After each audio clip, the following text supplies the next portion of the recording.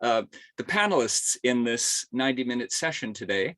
Our moderator, and do forgive me if I mispronounce your name, Sandy, Sandy Cho-Tu-Lo, independent curator, art and film critic, historian, documentary filmmaker, and curator of Green Island Human Rights Art Festival 2019-2020.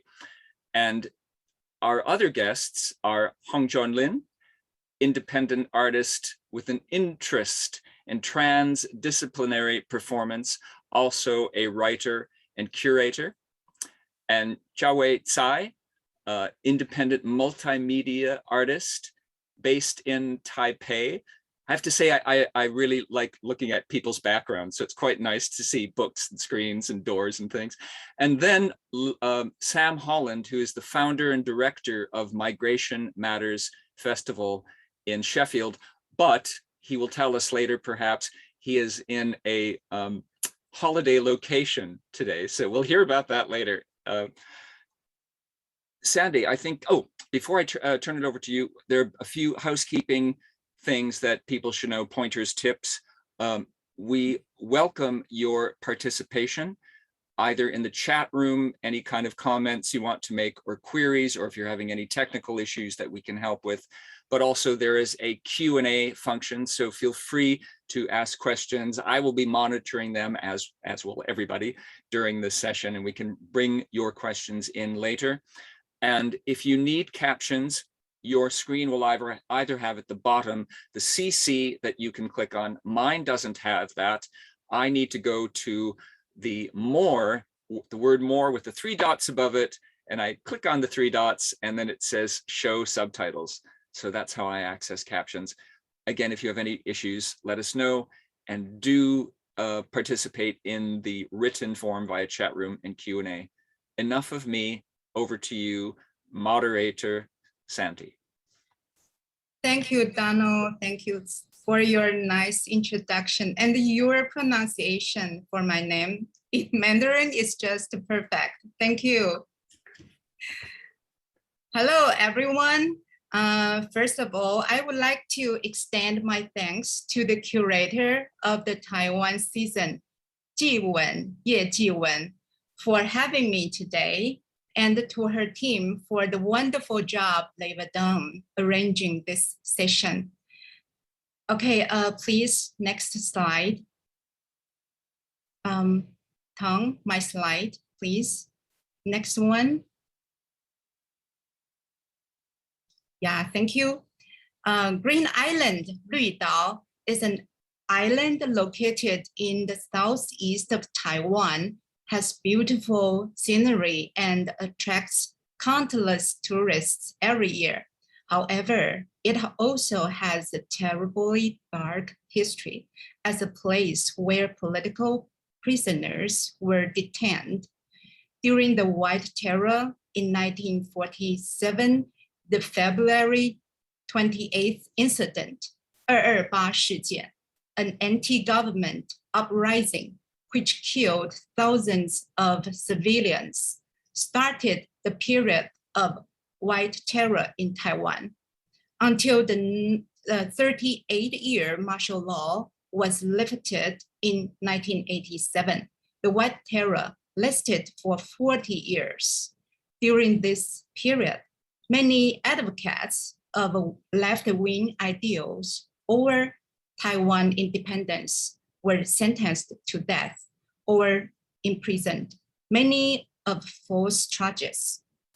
The prison of detaining these former political prisoners had the physical address number 15 流马沟15号, as you can see on the poster, which is located in the northeast of the island.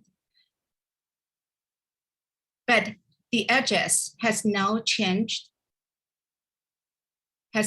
been changed, which means number 15 流马沟 has disappeared.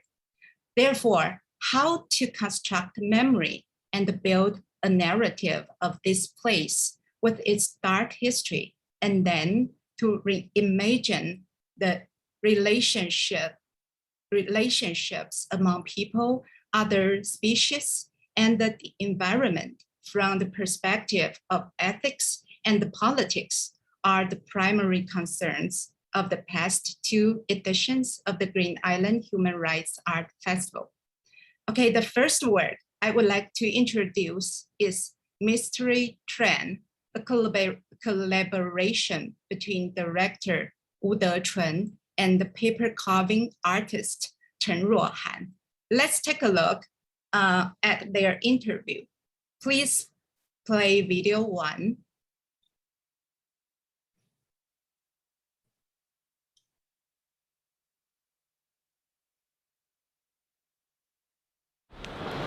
哦，还不错。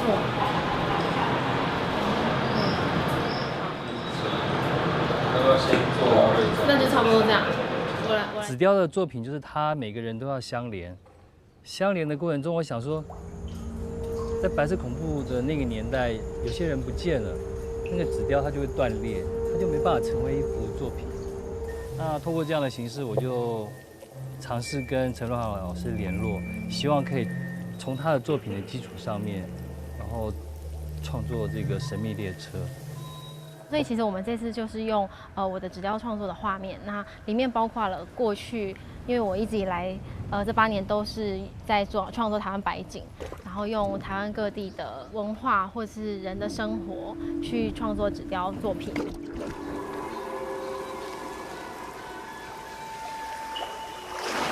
那他们在列车上面想说的，或者是不能说的，虽然那辆列车经过了，但是我觉得都被留在了轨道上的石头，所以我就想要从这个出发点设计我的动画。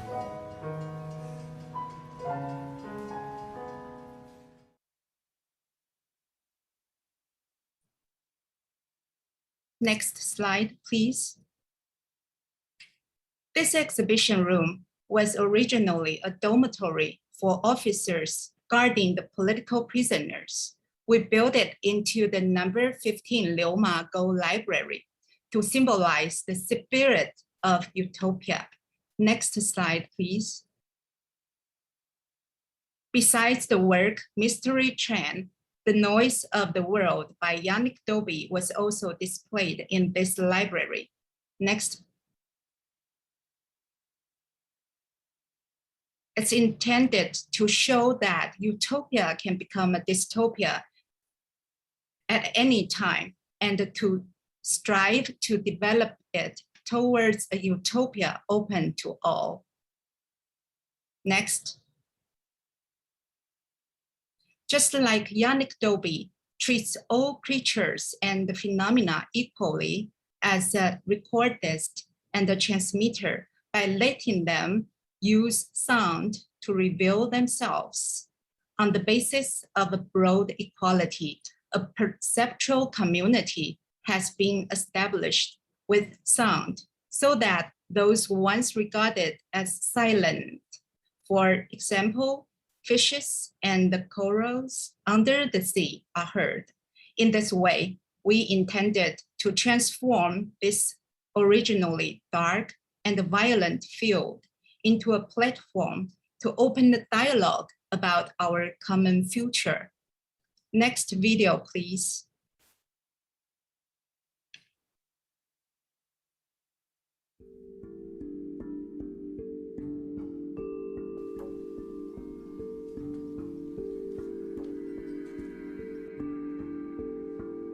因为我们是原住民嘛，就其实对我们来说，我们是被殖民者，就是现在即使是国民政府，对我们来说也还是殖民者。我就想要改变那个国旗的整个样貌。对我来说，熟悉的是织布啊，是软的东西，然后是就是各式各样的颜色，那个国旗，所以我就想要把它变成就是我的旗这样子。但其实我的身份是一个大杂烩，就是我又有汉人的血统，又有日本人的血统。对我来说，其实没有那么强烈的一个族群的意识。我想要传达的只是就是如果撇开那种为了利益或是为了自己的国家，为了这种形式的东西，想要打破这个形式，所以就是做了3个国旗的进行式的那种感觉。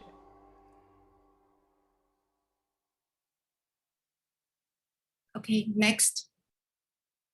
Yes, from the perspectives of those who have been victims of a political violence, nation is not home at all.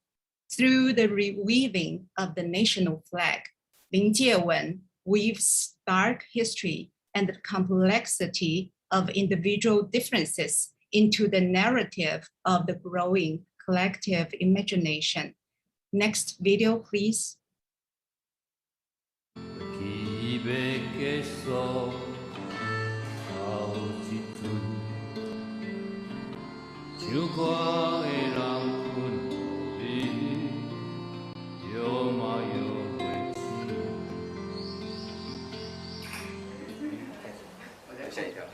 就是这次这首歌其实是我跟台东在地的一个音乐人司马里奥一起共同写的。然后在里面我们之前歌词讨论的时候，其实一开始是想要揣摩就是受难者那种不自由的心情，就是那种被监禁啊不自由的心情。然后后来觉得就是因为是由现在绿岛现在的居民开始唱嘛，我觉得其实那个时空对我来说其实蛮有趣的，就是现在的人去臆想过去。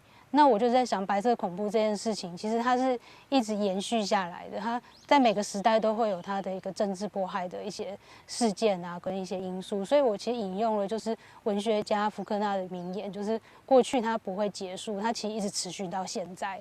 所以其实就是以这一句为基本，然后编写4个段落，一开始都是这样唱，然后有一种像是从过去的人接力，然后接续着面对这个恐怖的东西，然后有一种这样安抚过去的灵魂的一个意味在。像我是被我祖母带大的嘛，所以我祖母她是一个非常就是旧时代蛮迷信的人。小时候跟她去经历那些灵媒啊那些东西，对我来说都是一个很重要的回忆，跟一个很重要的一个经验这样子。所以灵媒的身体变化是很剧烈的，我觉得那个对我来说。那个感觉其实蛮冲击的，就是它可以瞬间因为所谓的附身跟降临，它可以换一个语调，换一个口气，然后甚至连眼神都不一样。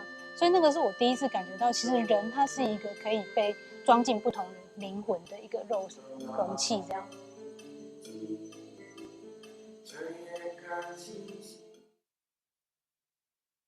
Next. Inspired by the experience of talking to the psychic or the medium, Lin Yiqi realized that the human body is a container that can be packed into different souls. Maybe it is the best metaphor for speaking out for the repressed, the marginalized, and the unheard. I would like to end my introduction by showing the trailer for the 2020 Green Island Human Rights Art Festival, directed by Wu Dechun. Thank you for listening. Please play video.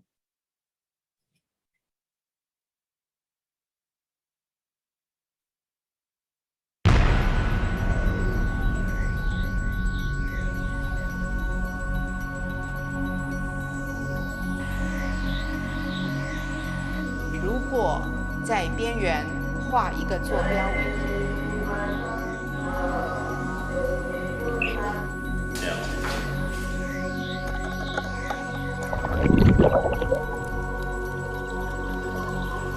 改编自35个组。日常到残酷。Bella mama, bella mama, hey. Bella mama, bella mama, hey.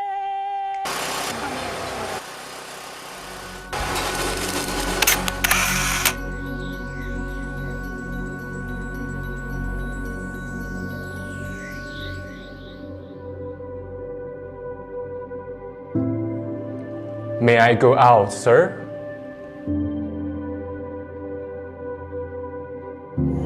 阿公，你有看到无？就是你已经无做啊。你要好好的用功，其他的事情千万不管。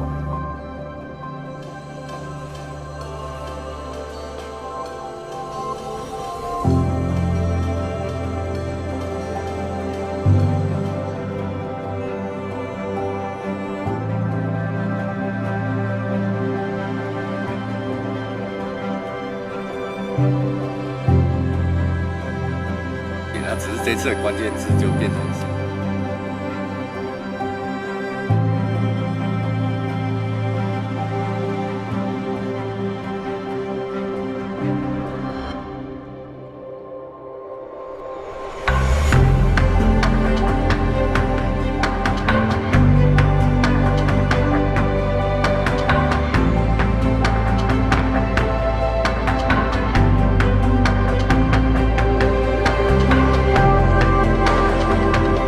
If I had the car, I should be very happy.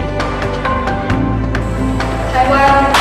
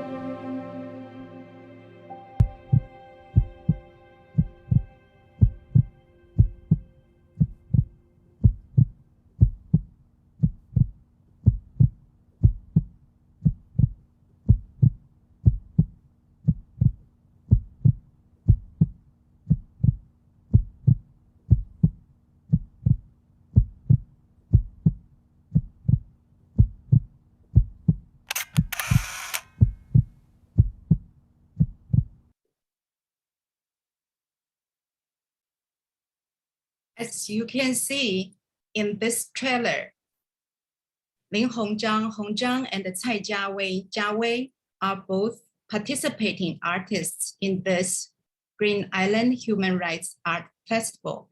I'm so happy to have them join me for this session. In his work, Biodictionary, in the 2019 edition, Hongzhang used the local delicacy, salty steamed buns, as a medium and took us into a sensual community created by art through various senses, such as taste, smell, and even touch. In 2020, he tried to use his father's life experience as an entrance to write a narrative of a memory, which is a private personal experience and also has collective significance. Without further ado, I'm happy to hand it over to Hongzhang. The time is all yours. Yes, go ahead. Yes. Hi, everyone. Thank you so much, Sandy, for your introduction, and I also have to thank you for curating my work. Well, it's my honor to participate in this seminar. And thank you, Jingwen and Dana, to have me. Well, anyway, I think right now I have this chance to share my thoughts on my artwork, which is quite unusual because most of the time I'm pretty much recognized as a curator, and seldom present myself as an artist in such a occasion. For me, the Green Island project is it involves a lot of research and a lot of field study, and especially it creates a sense of a community. I think it's not only the community that refers to the Green Island itself, but also refers to the Taiwan as a community. So when dealing with the Green Island Art Festival, we have to talk about a political prisoner, political prisoner life there, and it's also have to deal with national trauma. and this nationality actually is a haunted stance for Taiwan, because you know, Taiwan's nationalism is always in this kind of ambiguous form, you know, because we think ourselves as a nation, whereas China think that we are renegade province. So anyway, without further ado, I will show my slide. And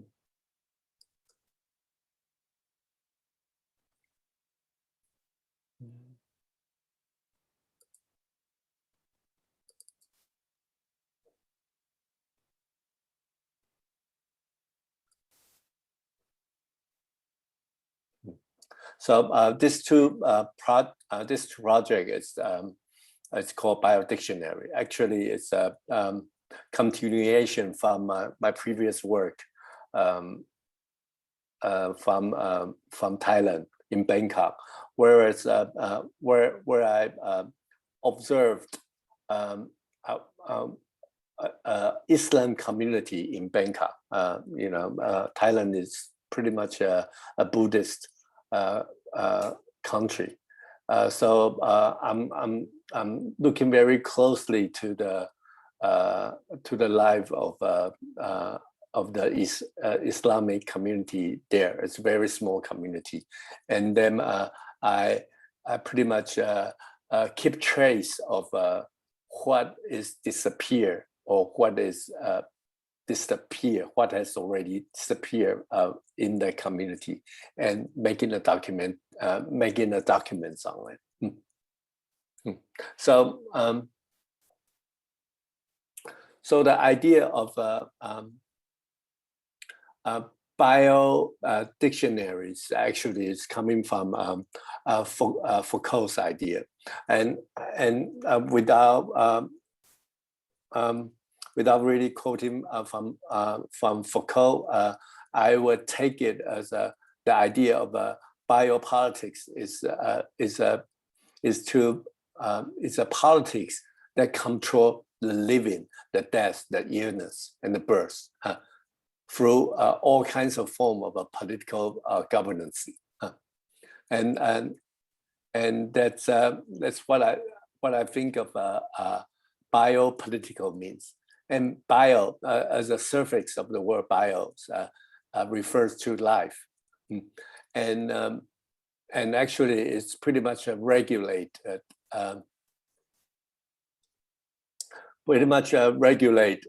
what a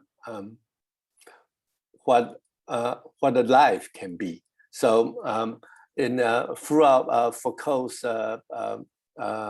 career, he focused on a lot of issues such as the madness, sexuality, and disease. So I think that if I take the idea of biosphere to the very extreme, I think we are not really far from its opposite, which is death. So and of course, MB talk about the idea of necropolitics, and of course the surface of necros means death. So it also refers to some of the writing of George Agamben notion of bare life. In the form of a bare life, a human life cannot have anything at any moment. A life is straight bare, and that's a situation of a bare life. So I'm thinking of try to keep the trace of it, and using all kinds of archive technique, such as an interview and talking to people, and writing and video, and try to keep the trace of it. So that's why I name my work as a biodictionary, because of in the form of dictionary, I'm trying to focus on the aspect of voice, of saying, and the very idea of a biodictionary is to document those which are disappear, in order to trace this deployment of power. And that's how I start to develop my own idea. So as you can see here, the site is a Green Island. Green Island. Right now, I'm showing you the impression map of Taiwan, and the Green Island is at the right corner, the very small corner. I'm going to zoom in, and so here you see the stereotypical imagination about Green Island. Green Island has the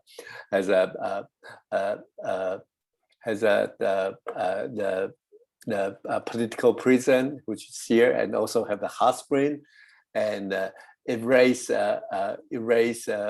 Formosan deer, and on the top you can see that, and also on the side, you know, of course, it's a place for diving and snorkeling nowadays.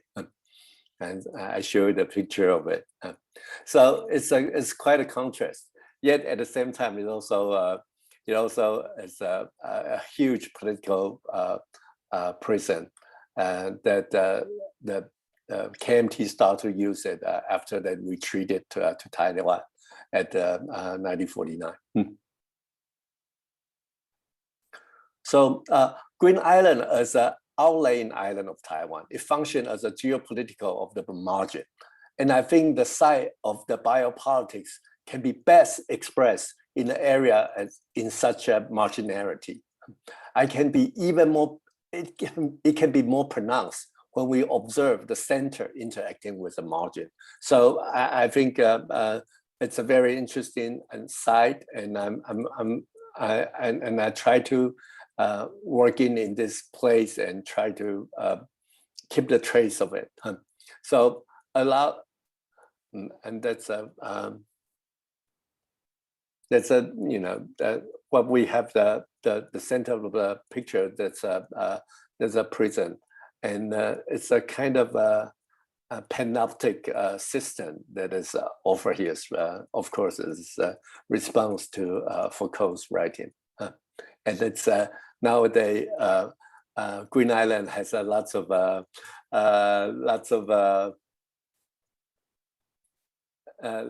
tourists in this small. So I start to interview with people around like 20 of them, and I'm talking to them on this in such a base that I can be that I start to recall their encounter with the political prison, because and this people ages from 87 to 65. So I try to trace that. I through interview I get their memory of their encounter with a political prison and their impression of it. So here are some of the interviewee, and Mr. Shi is a fisherman, and he talked about his encounter with that, and he talked about his on his chest. There's a wound here, and actually because it was stung by a fish, and then and it got hurt. At the time, the Green Island has a really low. Not many hospitals. The only hospital they have is in a political prison. So his life was saved by the political prison there in the Green Island. And so I get all this keyword and a lot of keyword, and then present in the format of a poster. And then I also have them to print it on the pattern of a coral. So the coral here, I'm also use it as a symbol of death. Although it can be expressed as a ecological concern because of a lot of tourists there. And as Sandy just mentioned, that they have we have people to do the salty bomb, and then and they talk about their encounterment with the political prison there. And my second work of biopolitics, I'm really talking about this. I want to talk about my personal memory of my father.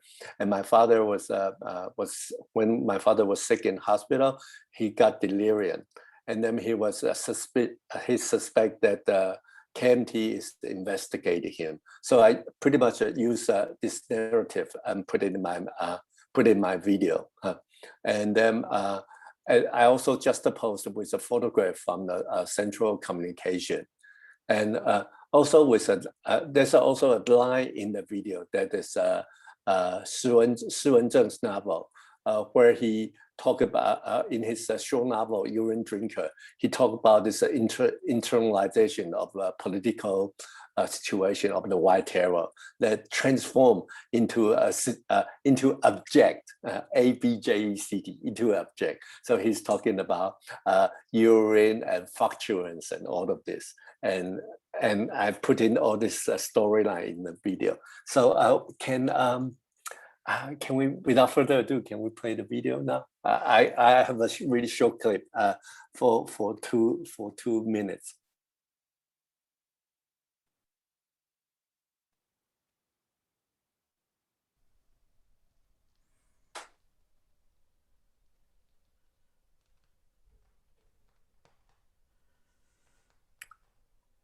So the basic idea is that the video is silent.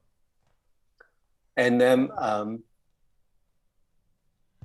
I want to use the sound as a political metaphor to refer to the silence of the White Terror.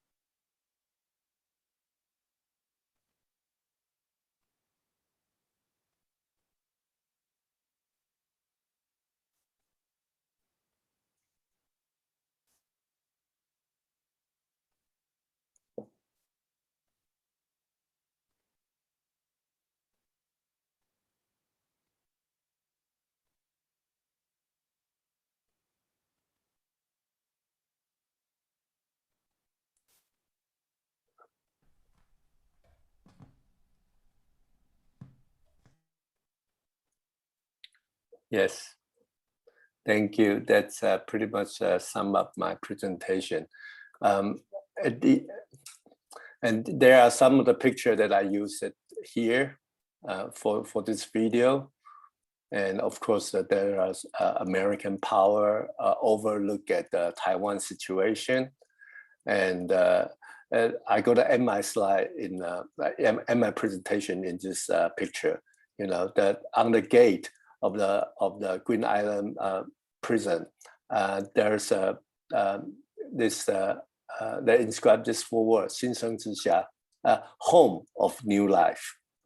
So people come here to get a new life, and actually, and this kind of life is what should be document and record it in my work. And I also think that I juxtapose my father's story and a political prison together. Is a way to reverse there's a kind of overlapping from a prison to a hospital, and that's what I'm kind of a modesty proposal that I try to present in my work. And thank you so much. Thank you, Hong Zhang, for your excellent and also very theoretical presentation. Reading the biodictionary written by people based on individual life experiences is always more lively and interesting than a dictionary written in official archives or in professional terms. Okay, Jia Wei also exhibited 2 works at the Green Island Human Rights Art Festival. In Songs We Carry, Jia Wei invites various migrant workers and the refugees to sing in front of camera. In Numbers, she uses the implied meaning of ice cubes and the numbers to build a narrative about the White Terror. Let's welcome her to introduce her work for us. Jia Wei. Hi everyone. I will be showing my slides. Yeah, Tom will be helping me show my slides. And so I'm Wei Tai, and I'm a visual artist from Taiwan, where I am right now at my studio. And I would just go right into the slides to save time. Can we play the video? The second slide and the video. So I work across different media, and a big part of my inspiration comes from ancient wisdom traditions, a lot of which I grew up with in Taiwan. And in particular, the contemplative tradition in Buddhism. For example, here I'm writing the Heart Sutra, a text on impermanence, on ephemeral materials such as a tree, and then let the text grow with the tree. And next slide, please. And so here on the right, you can see the same tree and the same work a few years later.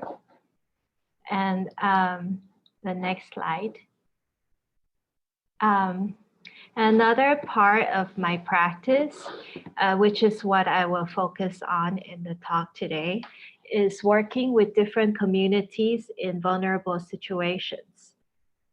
This series of work started in 2012, where I visited the Orchid Island, which is also called Lanyu in the east coast of Taiwan. It's actually quite close to 2 hours by boat from Green Island. And there are only about 3,000 people who live on this island, and most of them belong to the indigenous tribe called the Dawu, or the Tao tribe. And geographically, the island is very close to the Bataan Islands of the Philippines. So culturally and linguistically, they share much more similarities than to the mainstream culture in Taiwan.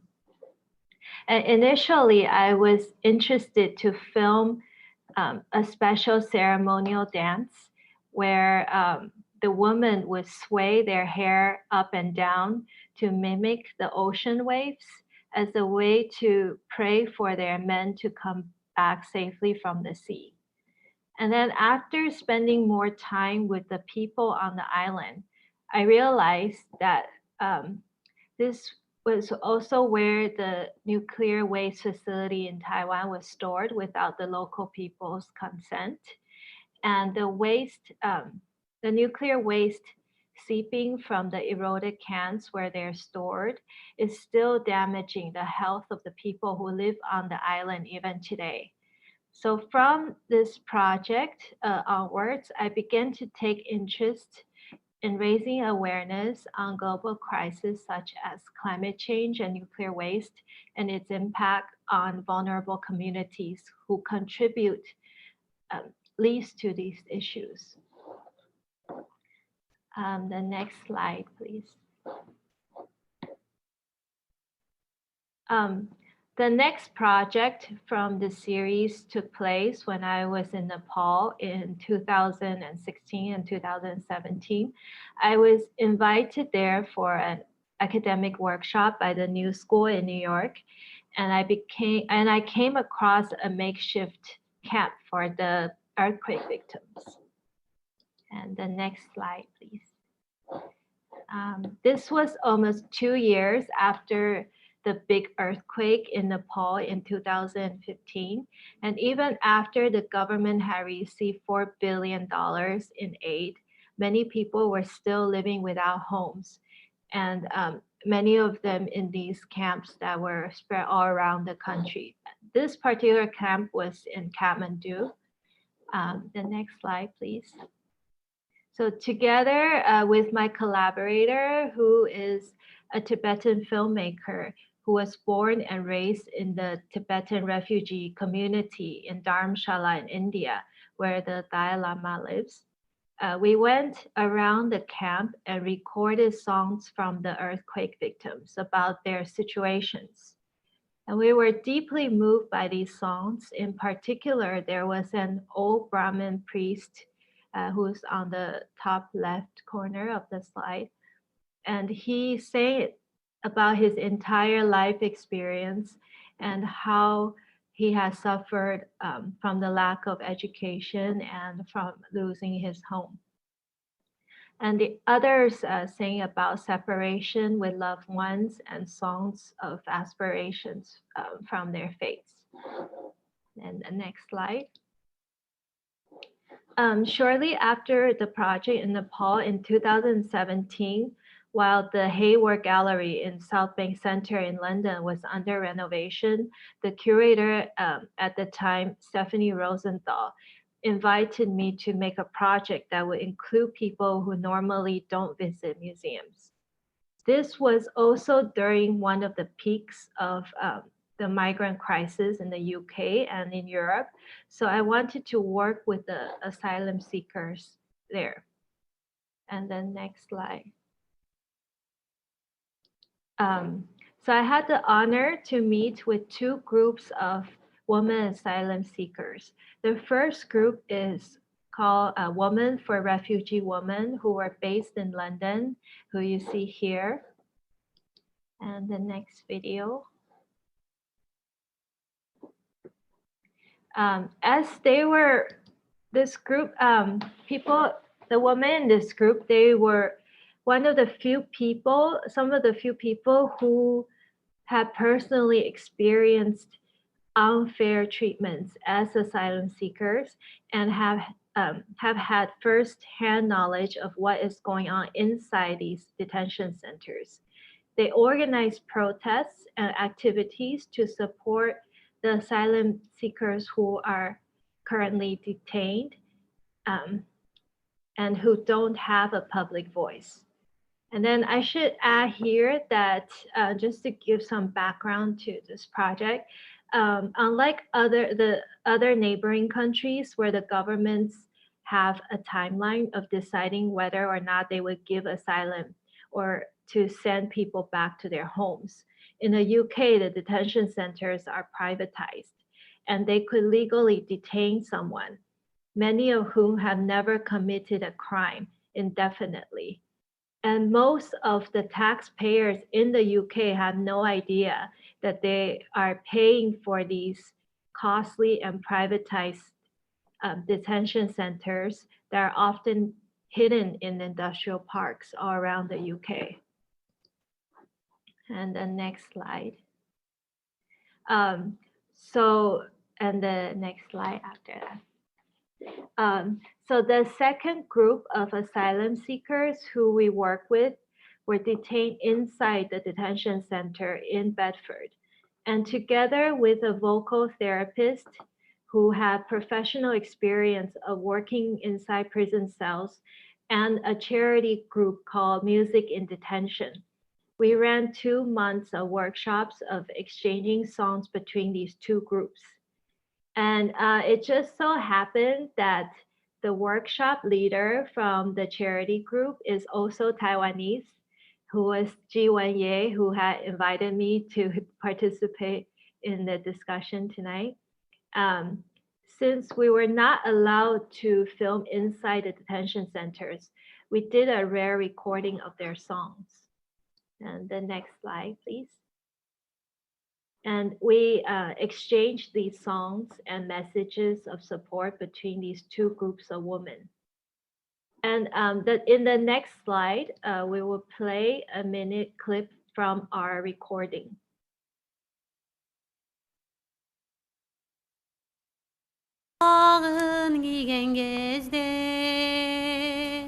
Askası akşam karlar uçkan gezde Alalam la la la lay la la la lem Bella mama hey Bella mama hey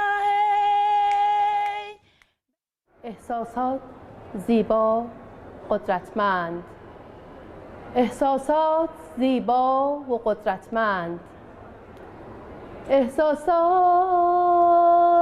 زیبا و قدرتمند.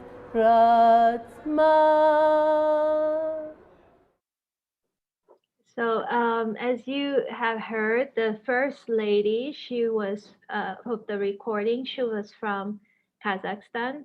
And even without knowing that, when we're recording in the beginning, I could hear the mountains and the hills through her voice. And it was really hard to imagine someone like her, for whatever reason that's happening in her country, made her travel all the way to, like, make a very dangerous trip all the way to the UK to be trapped inside this detention center indefinitely without any help or support. And then, so the final work was exhibited very publicly on the wall of the Royal Festival Hall in London. And it was just one of many cases, like this, I'm talking about this project. It's just one of many cases where the policymakers are too far removed from the consequences of their decisions. And then next slide. So then I continued this project with migrant boat workers in Kaohsiung in the southern harbor of Taiwan and recorded their voices as well. This series of 3 song projects were all presented in, all presented in Green Island Human Rights Art Festival last year. That was curated by Sandy. Besides showing in Taiwan, France, Japan, Australia, I'm also really glad that this series of songs have traveled to the global south as well, to Chiang Mai, Jakarta, and Mexico City, where many migrant workers come from. Because sometimes many of these people, they would give up everything that they would give up everything that they have to leave their countries to seek better work opportunities to support their families. So however, these songs also capture some of the realities and dangers of making this journey. And then the next slide. This was this is one of the very young, I guess a teenager or a young child who was also working on the boat, and who we recorded his songs as well. So the next slide. So this was the prison complex in Green Island where the song projects were shown. And then the next slide. And this is inside the particular prison complex that where I was showing. And then the next slide. This is a video. Actually, we can turn, yeah.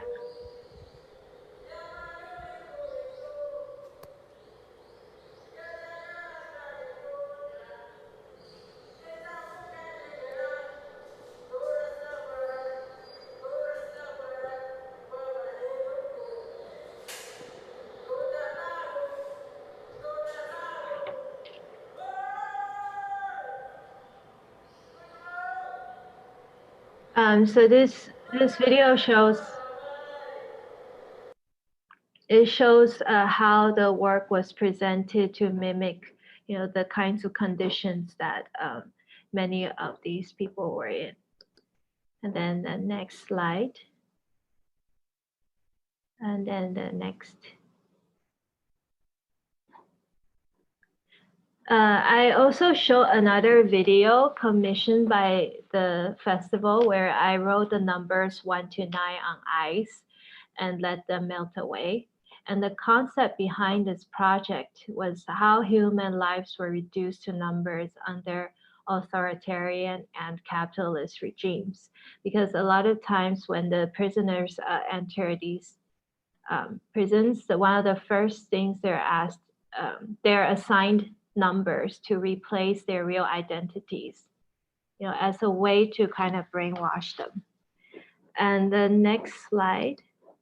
And then this work was shown in a solitary prison cell where, all the walls were padded to prevent the prisoners from committing suicide. And I got, and one of the very interesting responses that I got, through the festival, one of the great things was that we had a lot of opportunities to get to know some of the families of the victims. And then also one of our panelists, she was a therapist who works with the families of political victims. And then one of the really interesting response that I got from her was that she was, to this work, was she said that traumas form when strong emotions get stuck and solidified. Therefore, it is almost like a therapy watching these numbers and the thoughts and emotions attached to them melt away.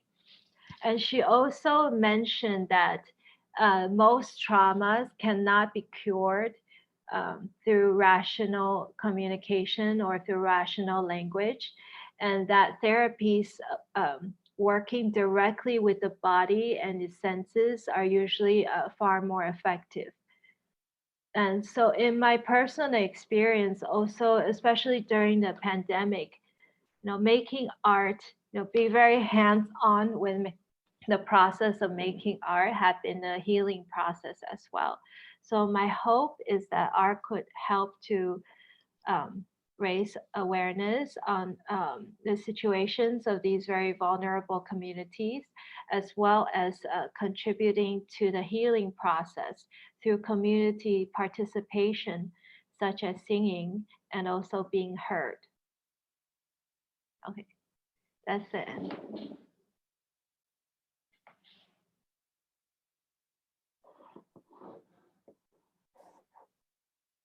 Okay, thank you, Jia Wei, for your very amazing presentation. The songs sung by the refugees and the migrant workers are so painfully beautiful. It seems to me that those songs are still lingering around me. Just like I was in the Green Island. Every song is so touching and vivid that we can imagine the stories behind the songs. Okay, thank you, Jia Wei, again. I'm now yield the floor to our host, Donald. Donald, the floor is yours. Thank you, Sandy. Just a tiny bit of response, and then Sam. Sam, why don't you join us now? Just come on in now. I'm thinking about location and local audience and global audience and documentation.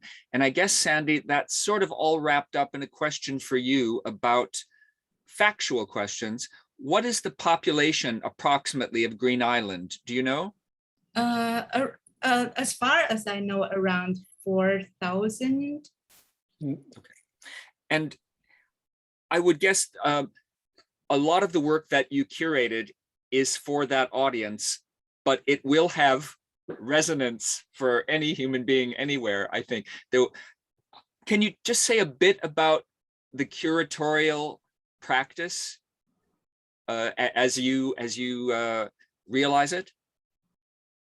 You mean for this art festival? Yes. Green Island Human Rights Art. Okay.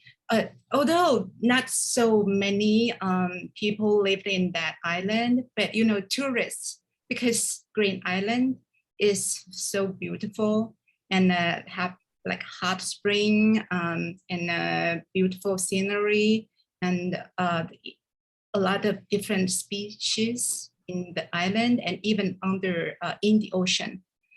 So every year it attracts so many tourists to visit that island. So I think our Human Rights Art Festival is not only for local people.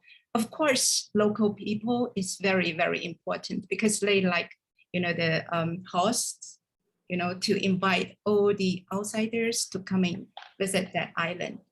But I think just as one of the audience asked the question, the collective trauma.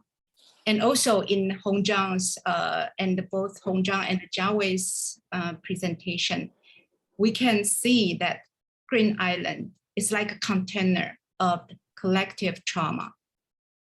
So how to heal that trauma and at the same time, to adjust our current situation. I think that's my main concern for my curatorial practice for this, human rights.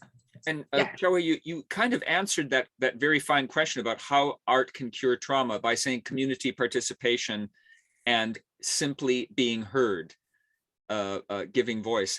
And that leads me, the ideas about community, as our good friend Gary Platt mentioned, that does this work have an end or conclusion, or is it perpetual and ongoing? Sorry, is this about my particular work or the whole festival? Well, I think it's about the festival. I think it's about your individual works. I think it's a good question to apply to everything that is being done around human rights and arts. Is there a conclusion? Is the conclusion socio-political change, or how maybe it doesn't reach conclusions, maybe it is ongoing and perpetuating the information, new ways of processing the past and bringing it to the present. I don't know if anybody wants to, before we go to Sam, if anybody wants to kick that philosophical or aesthetic ball around the yard a bit.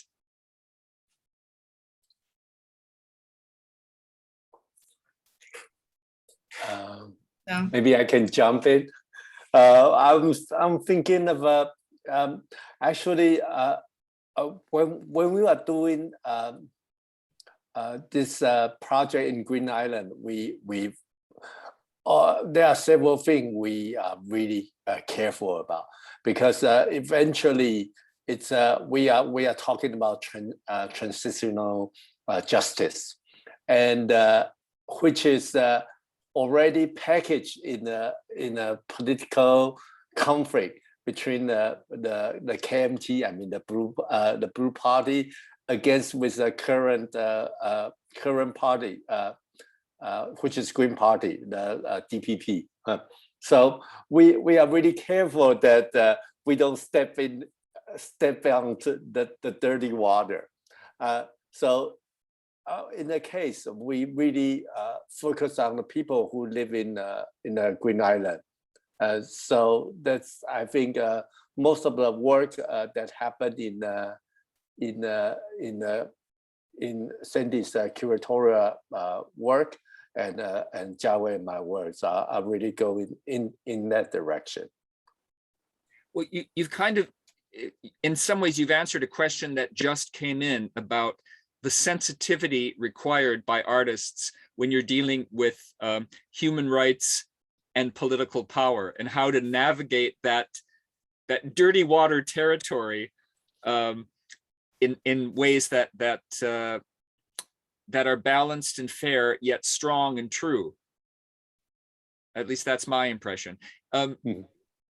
Sam, why don't we pass the ball to you to tell us about Migration Matters and see if any of these issues might get illuminated by the work that you're doing. And by the way, where are you right now? So Donald, yeah, thank you so much for the introduction. I'm currently in Madeira, the island of Madeira in Portugal, which is sort of off into the Atlantic Ocean. So it's all rather lovely over here. It's all rather island. Yes, I know, it's all about the islands at the moment, and obviously I've sort of left the UK, the big island over there, just for a bit. And so yeah, I'm joining you from Madeira, and yeah, just a massive thank you for sort of inviting me to what has been an absolutely incredible panel of people and really inspiring artists, and an absolutely amazing festival, which I'm hoping to head out to myself at some point whenever we can.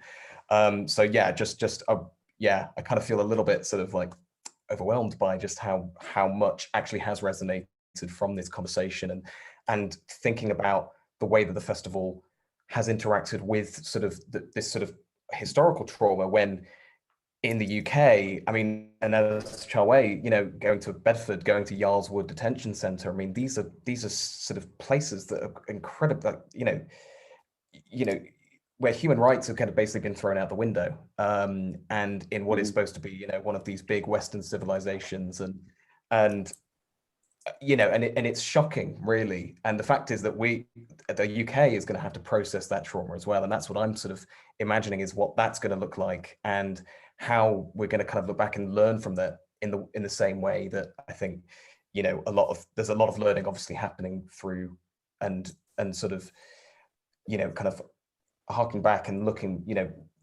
sort of recognizing that trauma.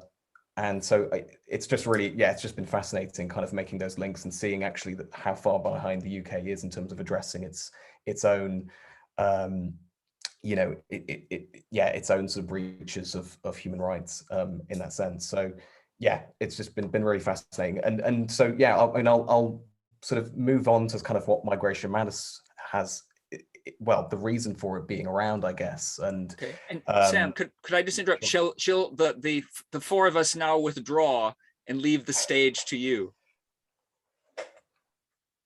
We will shut down our videos and take it away, Sam.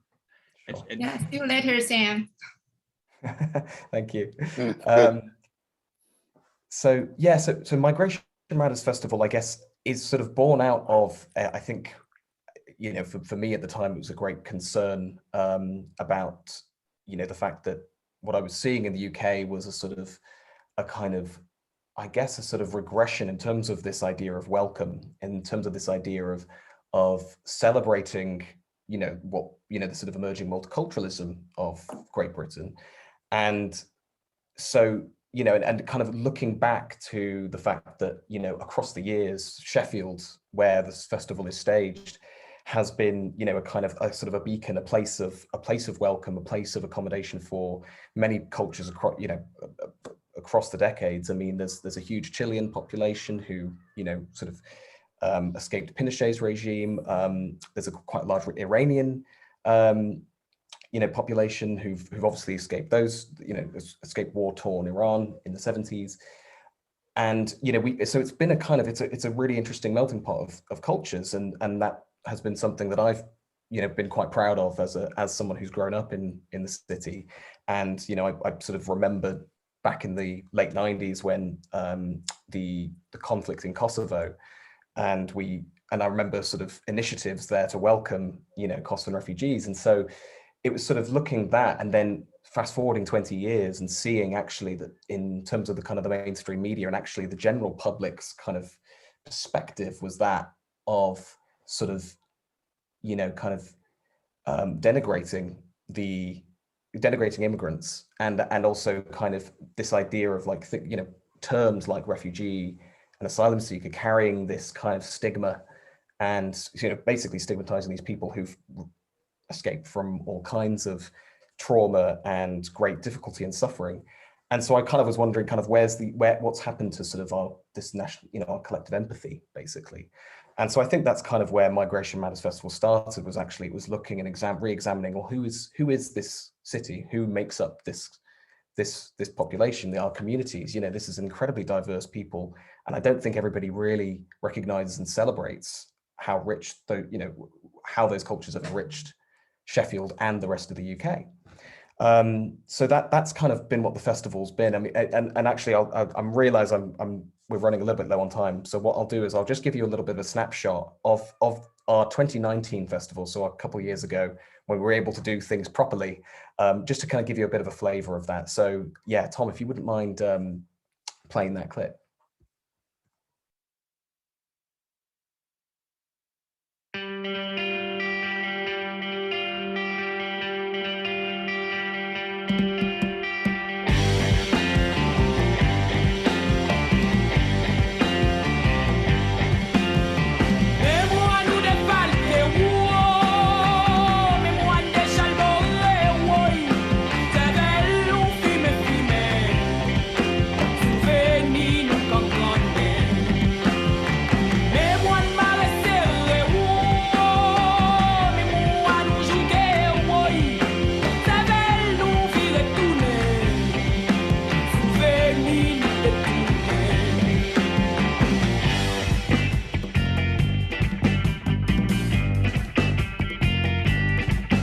C'est ici, c'est là que t'es pensé t'as qu'à rencontrer.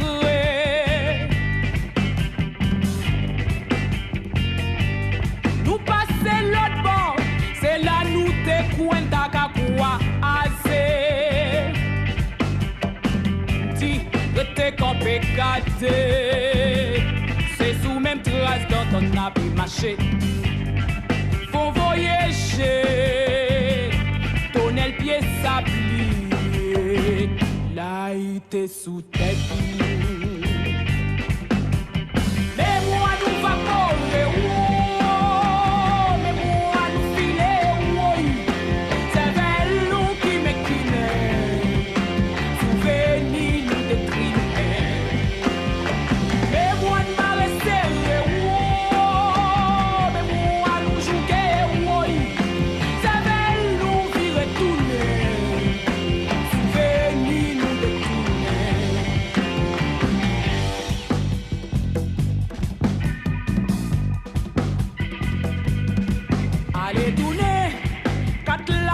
C'est nous jouer les mêmes gens.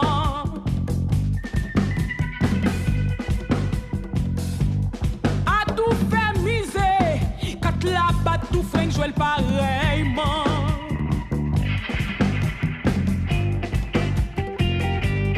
Associés de nous clouer bouche bée devant un gamin.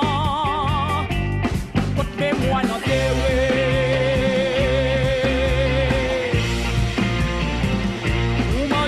j'ai plié, caille, puis j'en bougeais.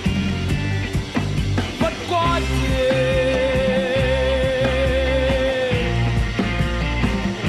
votre mener, votre passé. Déchargé, mais moi nous défalquer, wow. Mais moi déchalmoré, oui. C'est belle, nous filmer, souvenir.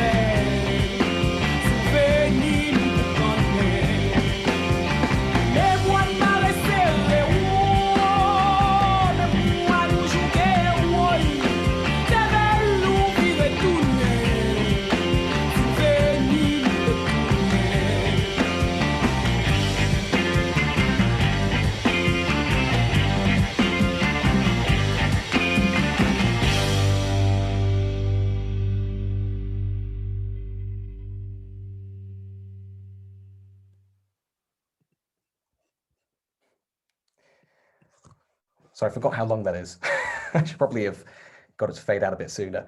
But that basically is a little kind of snapshot of kind of Migration Matters Festival. Obviously, as you can see, it's a very kind of multi-arts sort of festival, but also kind of taking in lots of different kind of community initiatives, which I'll kind of talk about in this very quick slideshow now. So I'm just going to try and share my screen. Thanks for your patience. I'm not very good when it comes to technology. Okay. I'm hoping that is okay. So yeah, so yeah, the festival has been sort of going now since kind of 2016.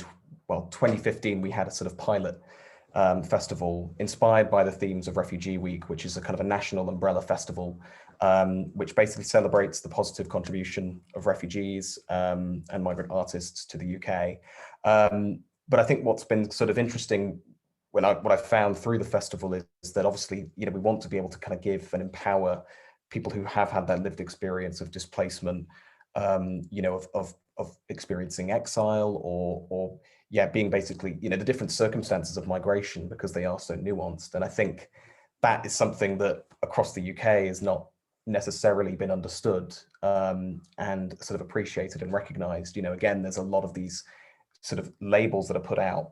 And so in spite of us celebrating Refugee Week, there is a certain amount of, I think, kind of interrogation of that term and all terms, asylum seeker, you know, migrant, because they're sort of othering terms. And I think that's something that we've kind of wanted to sort of get away from really within all of this, you know, while acknowledging what the circumstances of somebody arriving into the country, but actually help, you know, letting them be seen as a sort of an artist and also someone who is now here and is therefore part of Sheffield, part of this country. So, so you know, that's kind of the sort of the mantra of the festival, is to sort of provide that equal platform, you know, among community members, but also we invite national artists and international artists and people with very different profiles to be a part of the festival, to sort of come together and sort of, you know, share aspects of their story, of their culture, and, you know, for there to be that kind of sense of sort of solidarity between those artists and that sense of resonance as well. So just kind of going back through the years, one of the groups that, you know, we sort of first supported, a group called Emoja Dance, and they're from the Democratic Republic of Congo. Again, arrived here as refugees, wouldn't necessarily describe themselves as dancers, but this was a sort of a platform they'd not had before. A lot of them they're not allowed to earn as asylum seekers. You know, they can only really volunteer, and even the volunteering they can do is limited. So having an actual performance space and a stage and an audience and people who actually are championing them and applauding them, you know, it's you know, it's a sort of I think quite a powerful thing for, you know, a number of them kind of came up afterwards and said, you know, this has kind of given me a little bit more confidence back because I've been struggling to actually settle into the city. And so, you know, the festival tries to find opportunities for groups like Emoja Dance. Another one is Carmen Tassin, who is, I believe he's still seeking sanctuary to this day, but he came from Kurdistan, and you know, he was at university studying art, where that then was outlawed, and in order for him to pursue a kind of a life that he wanted, you know, that he wanted, he sought asylum in Sheffield and has been there since, but created this incredible self-portrait using wool and nails, and we had him throughout the week showcasing his skills and his talents, and again this idea that anybody from the street can kind of come in, watch and see, and actually not necessarily know what Carmen's context was or his story behind that, you know, and actually just seeing him as an artist, you know. And I think, again, because of that sort of the stigma attached to these labels, it's this kind of trying to distance that and to kind of, I guess, give a space where someone can be treated basically as a human. Within Sheffield, obviously, we try and create and carve out lots of different opportunities. So it's not strictly all arts-based. You know, as you can see, we do football tournaments, but we basically try and speak to community members who have felt marginalized or have felt like they've not been given that opportunity, and say, what is it that you would like to put together, how can we support you? So, in the past we've had groups like Why Refugee Women, a Sheffield-based organization supporting female refugees, and they've put together like a fashion show to sort of celebrate the sort of styles and garments of different places and cultures. We've had sort of schools community dance sort of days, and and all kinds of sort of workshops and participatory activities, which just again kind of bring people together and I guess allow them to kind of escape what can often be quite a hostile environment within the UK, and something that our government has intentionally designed to try and make people seeking sanctuary feel unsafe. And so that is what we're trying to combat, is creating a safe space within the city and finding these kind of artistic platforms with which to offer. And so there's a few other examples of people who've like directly been exiled from their country. Shad Abu Salama, who you might have seen was part of a Dabka group of Palestinian dancers, and she can't go back home, she can't go back to Gaza, she's stuck in Sheffield, she can't see her family. But actually there's something incredibly powerful about her and her collaborators and other dancers being given that sort of space to, in a sense of defiance at the oppressive regimes that have basically caused her to be kind of in a kind of, I guess, sort of limbo, as it were. And the same goes for Tonde Fury of Sosakla, which is a sort of a Zimbabwean choir. And also across the globe as well, we've tried to find spaces for artists and companies. We've hosted the Arab Puppet Theatre Foundation from Lebanon, and again, their piece is sort of talking about war and exile, and I think it's incredibly important for for audiences within the UK who don't really understand or haven't had, because it's not really taught. It's not taught about the kind of Britain's kind of complicity in these sort of foreign conflicts, and actually what the kind of the impact of that is. And so so bringing these performance pieces back to the UK, I think is incredibly important for that awareness to be sort of to be sort of offered to these audiences. We've also we've had a kind of a continuous link with Taiwan as well, and I'm sure a lot of people are familiar with Koshin Chuang Pangcha. Sorry for my pronunciation. I'm sure that wasn't fantastic, but their absolutely amazing piece 038, which was obviously also exploring home and identity, and within Hualien city, and obviously an incredibly niche sort of sort of backdrop and experience that a lot of people in the UK wouldn't sort of necessarily tap into. So again, these unheard voices, I suppose, across the globe, as well as within the local communities of Sheffield, it's sort of important to bring those people together. And of course, last year, we had to improvise. We had to do it all online. So we did it on we did it on screens. It was digital. We managed to connect again with artists in Taiwan, in Uganda, in the United States, across the world, to try and put together a kind of a performance showcase, which in a lot of people's darkest times, during a kind of time when the arts industry was kind of, I guess, sort of decimated, and people were sort of kind of creatively unable to really properly express themselves, we kept the festival going. We put on about sort of 46 events across the week, and again, trying to kind of connect people, trying to kind of keep the spirit of that sort of cohesion alive. And then just a couple quotes from people over the years. There's plenty more, and I'm sure you can sort of find out a lot more over on our website as well. But we're going to kind of, the idea is to kind of continue to try and sort of combat what I'm seeing as a kind of an increased post-Brexit sort of xenophobia, within the UK, and something that, I think we need to be, constantly critiquing and interrogating and campaigning against, and, going to detention centres and properly protesting, and basically not letting the government kind of you know, sort of, I guess, yeah, kind of, you know, kind of con us into thinking that this is all okay. So yeah, anyway, I'm going to leave it there because I'm aware of time.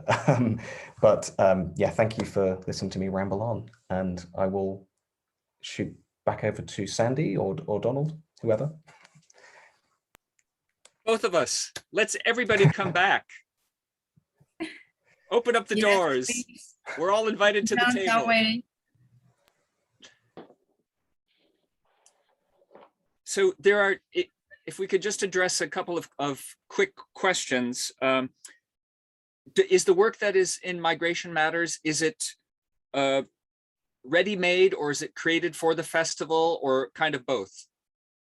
It's both, yeah. So we have conversations throughout the year with artists who are intrigued by the festival and who feel like they haven't really had the right platform for them to sort of showcase their work, and they will say, this is what we have, and we'll have kind of discussions that way.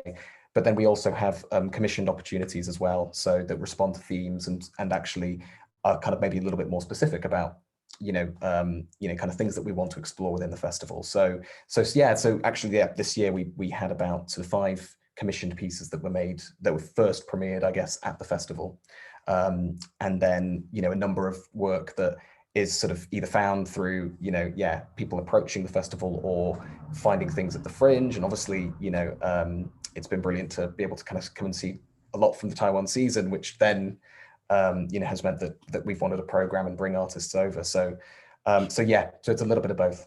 Okay.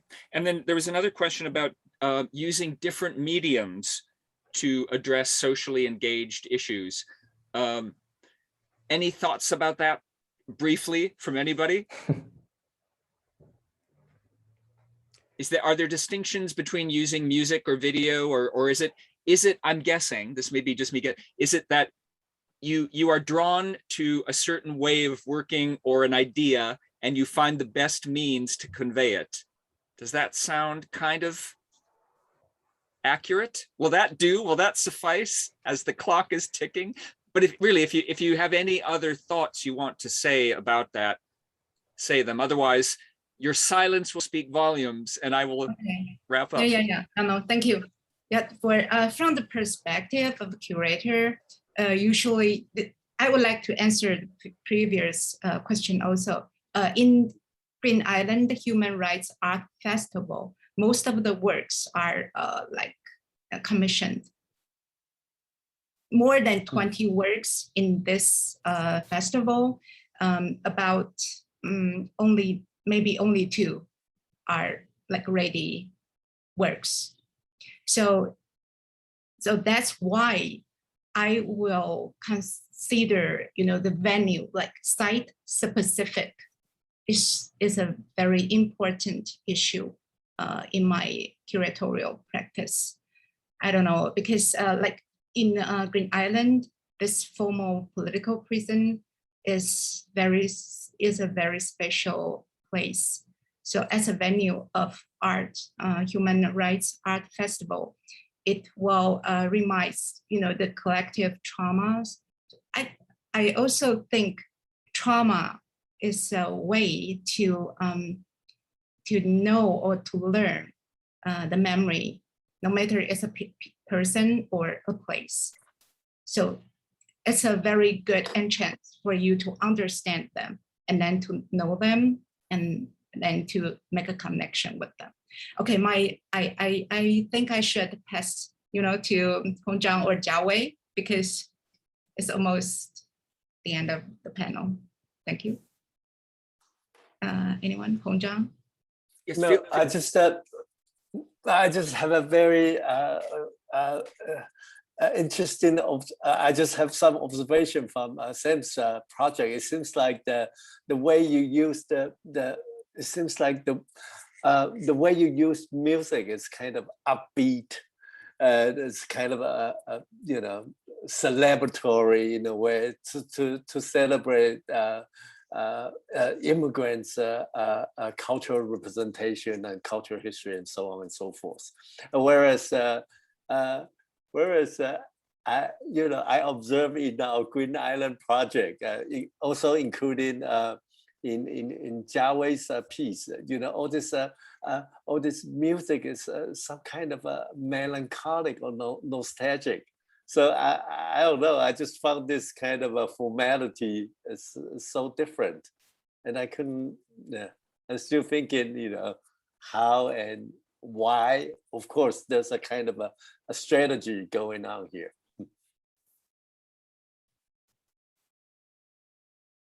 Am I okay to answer that? Yes. I think that's a really interesting, and I was kind of conscious of that as I was sort of as I was kind of hearing about the work and also sort of watching, and learning more about Green Island and it's really, I mean, it's interesting because I think when I'm looking at sort of a lot of the participants, say, of Migration Matters, a lot of people actually don't necessarily want to sort of share their story, as it were, and like there's a little bit. I mean, and that's not everybody. That's some of the people that we speak to, especially when we're talking to them via partner organizations or partner charities, and actually not some people aren't quite ready to sort of talk about the things that have actually been quite challenging about their journey. And so actually, but there are aspects of sort of their culture they want to celebrate, that they do want to share. And so we try not to be, I mean, I guess, I don't want to sort of necessarily push anybody to sort of have to sort of tell their story, as it were, but we kind of leave it quite open in that sense. And I think a lot of people want to sort of feel that sense of escape, that sense of actually of that sort of celebration, of being able to kind of feel that sense of joy, especially where they haven't had that before.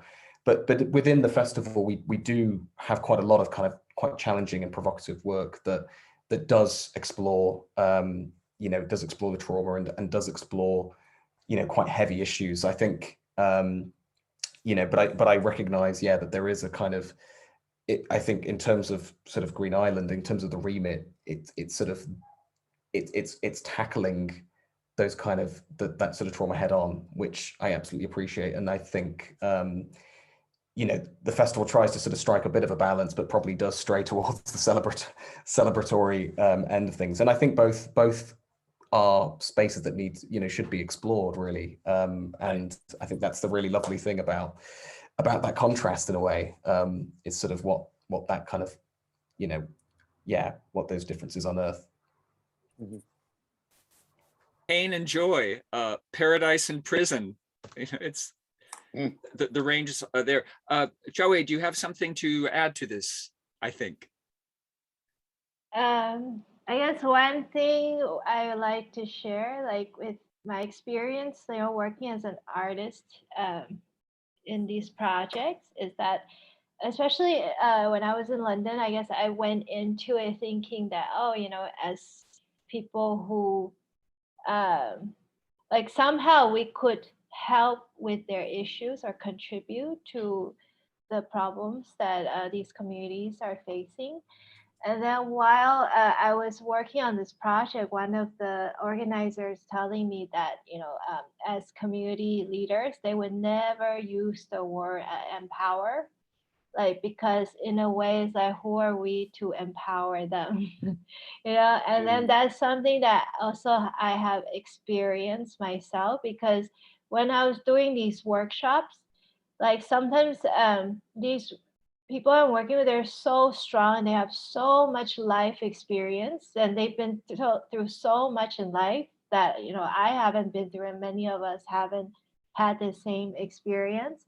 So it was much more like a exchange rather than, feeling like somehow through these projects we're empowering them. And then that's why I also really appreciate Sam's work, because I feel like it really has this like sharing, like this very mutual sharing, and then kind of positivity to the work that I appreciate a lot. This has been superb and so illuminating and moving. I'm really pleased to be here. Just a couple of ideas that I've had. I'm thinking about not only issues in the past that the arts can shed light on and expose and examine, but the present.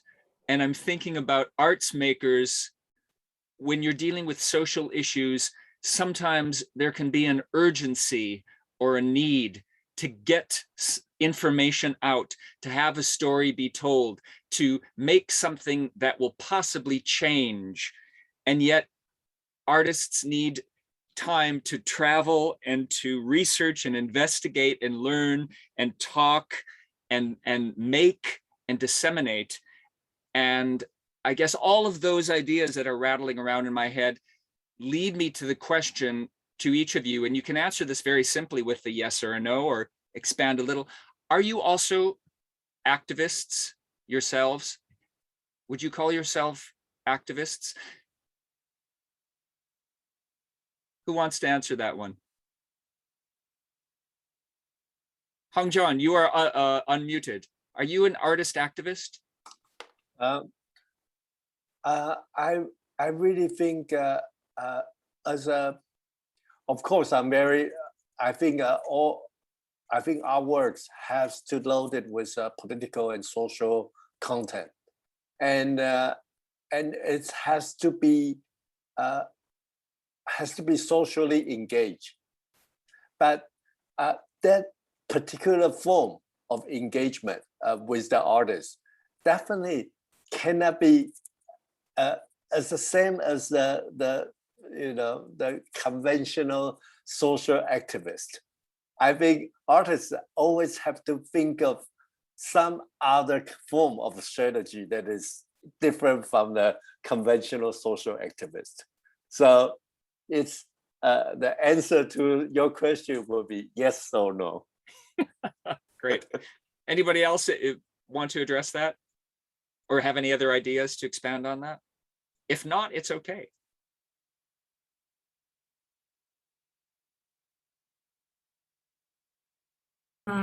Okay, I agree with Hong Zhang, yes or no, but maybe we can say that artists will be always the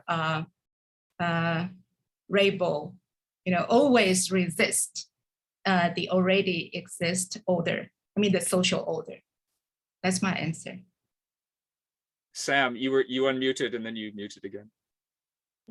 No, it was just interesting because I think it's a fascinating question that actually we could probably we don't have enough time to delve into. No, we need another 90 minutes. No, it was just interesting because last year after we did the digital sort of festival, someone had written about what we sort of put together, and they described it as an artivist festival, interestingly.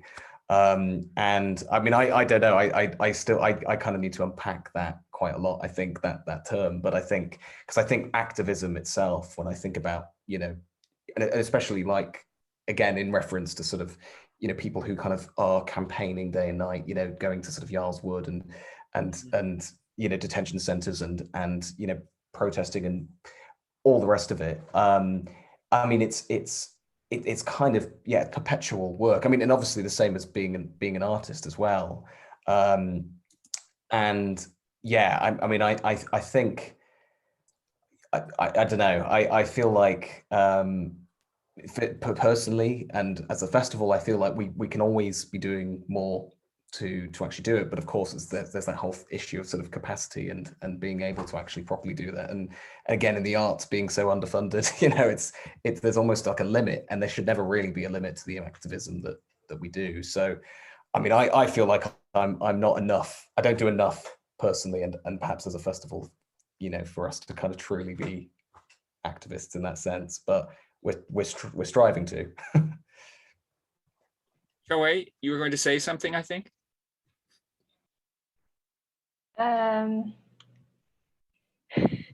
I guess, I don't know, for me, this is also a difficult question because a lot of time I feel like as we're hearing more and more like diverse voices through the internet, the world is also becoming more and more polarized.